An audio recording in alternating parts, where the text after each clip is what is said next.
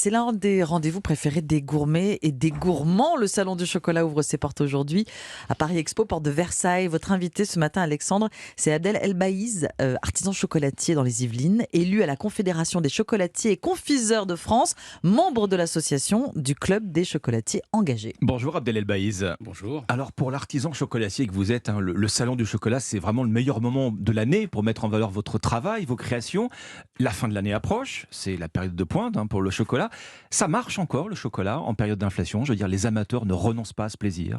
Non, je pense que c'est quand même une valeur refuge qui est indéniable. Le chocolat, aujourd'hui, c'est quelque chose qui nous met tout de suite bien à l'aise, qui nous fait du bien.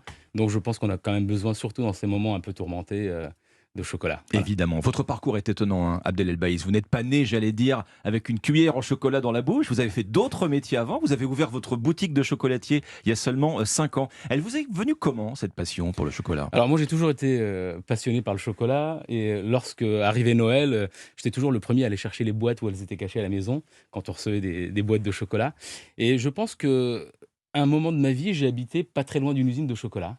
Et je sentais, sans le savoir, hein, je ne savais pas qu'il y avait une usine de chocolat, mais je sentais le chocolat sur ma terrasse. Et je me disais, mais ça, c'est juste extraordinaire.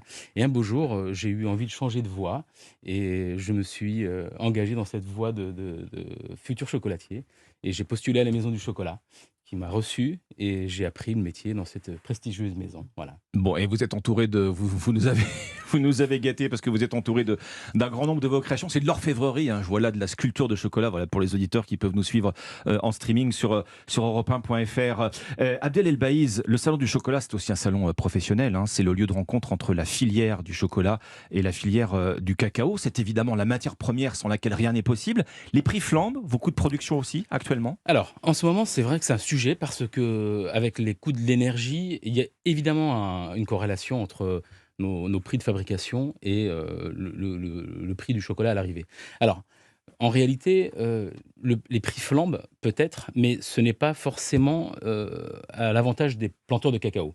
Aujourd'hui, ils sont toujours quand même la dernière roue du carrosse et on considère que entre à peu près 5% de la valeur d'une tablette de chocolat, donc quand on prend une tablette de chocolat comme ça, c'est 5% qui est reversé aux planteurs de cacao. 5% seulement. C'est vraiment infime. Hmm. Donc on a créé il y a quelques années le Club des chocolatiers engagés. Je fais partie des 9 membres fondateurs. Et l'idée, c'est vraiment de faire en sorte que le planteur ne soit pas oublié sur cette filière-là et qu'il soit quand même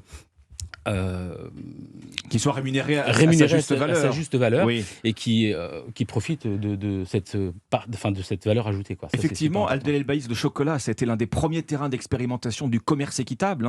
Ça veut dire qu'on vient de loin. Il y a beaucoup de travail pour rendre ce commerce du chocolat équitable.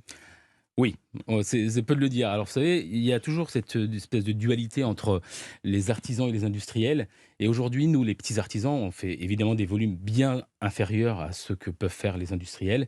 Et quand on se déplace, alors le mois dernier, on était au Cameroun, dans le cadre de nos voyages du Club des chocolatiers engagés, et on a eu la chance d'être accompagnés par 3 meilleurs ouvriers de France, Jean-Paul Evin, Nicolas Cloiseau, Nicolas Bernardet, qui sont aujourd'hui adhérents à notre club, ce qui est quand même assez extraordinaire.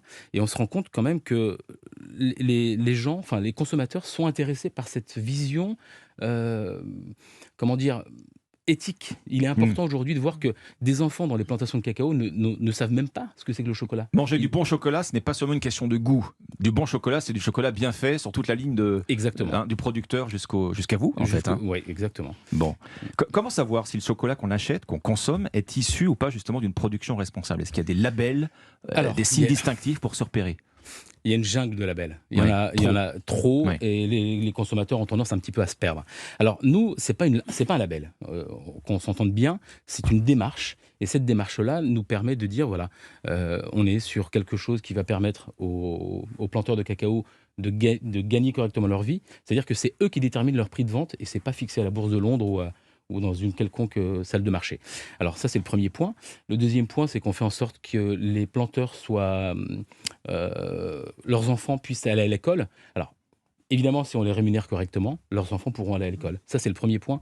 Alors, il y en a aussi un troisième, c'est qu'on fait un préfinancement des récoltes, Mhm. ce qui permet aux parents d'avoir quand même un petit peu d'argent pour envoyer leurs enfants dès septembre à l'école. Sachant que les récoltes, c'est en ce moment, en novembre, décembre, janvier, et en ayant un préfinancement, en réalité, ils ont de l'argent tout de suite pour éviter que leurs enfants soient dans les plantations. Je reviens au Salon du Chocolat, Abdel El-Baïz, vous allez en faire partie, hein. Vous avez une présence là-bas, on va pouvoir goûter vos créations sur place. Alors, cette année, c'est un peu particulier puisque je suis uniquement présent sur le stand des clubs de chocolatiers engagés. Mais évidemment, sur notre stand, vous aurez nos créations. Vous pourrez les goûter. Le salon de chocolat, c'est pas un salon élitiste. Hein. Je veux dire, on dit souvent que les puristes ne tolèrent pas la moindre présence de sucre, hein, qui vont chercher l'amertume de la fève. Il y en a pour tous les goûts. Alors, il y en a pour tous les goûts. L'amertume, c'est juste une des parties de la chocolaterie. En réalité, il y a quand même bien plus de flaveurs et de saveurs que ça. L'amertume, c'est vraiment quelque chose qu'on retrouve souvent dans les chocolats industriels. Nous, nos chocolats sont fermentés, donc selon un protocole assez strict qu'on a mis en place dans les plantations de cacao. Et vous retrouvez vraiment des saveurs totalement différentes. Ça se décrit comme un vin, en fait, comme une dégustation de vin. On a déterminé qu'il y avait une complexité 2 fois plus importante que celle du vin. C'est incroyable. Voilà, vous avez 400 marqueurs aromatiques pour le chocolat, donc ça, c'est assez extraordinaire. Merci Abdel El-Baïz. Je rappelle que vous êtes artisan chocolatier dans les Yvelines. Vous êtes membre de l'association du Club des chocolatiers engagés. Je rappelle aussi, que Mélanie Gomez vous donne rendez-vous ce matin avec Bienfait pour vous à 11h sur Europe 1, en direct du Salon du Chocolat à Paris. Merci à vous, Abdel El-Baïz. Merci.